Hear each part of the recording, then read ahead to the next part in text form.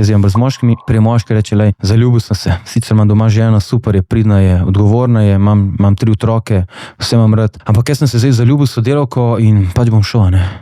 In zdaj jaz mu moram sporočiti, da je čisto napačno razumel zadeve, ne. Ne rečemo, da je kreten, ampak mu moram povedati, da je to ni kreten, ampak da se je zgodil preprosto nek trik, ki je bil enkrat, 10 let nazaj, ko se je on spoznal svojo ženo, super, in se je odločil, ampak zdaj bo pa ta trik mogel ignorirati, a ne. Bo pač ga preprosto mogel razumeti, da zdaj pa pač ni funkcionalen oziroma je razdiralen. Zakaj se je zgodil, se zelo hitro lahko pridemo od tega, a ne. Doma imamo naporno ženo, skozi potreba po umiku, potreba po pobegu.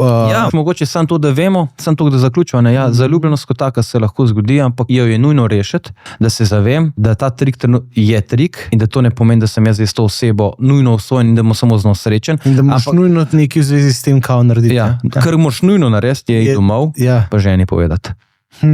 To je pa nujno. In prevzeti odgovornost za ta čustva, ki se zdaj z nama ženo dogajajo. Vsti strah, sram, žalost, krivdo, zdaj pa to treba spraviti. To je pa nujno. Takrat čustvo, ta intenziteta pade, potem pa prevzeti odgovornost za te stvari. To je pa naprimer tako sam, da vemo, da nastane, to se mi zdi pomembno, to odprto, da vemo, da zaljubljenost ne pomeni samo s to osebo srečen, ampak s to osebo sem zdaj čutim neko to hormonsko zadevo, čutim neka čustva, ampak jaz rabim to doma dobiti, tukaj samo nek slepa ulica, ki bo menila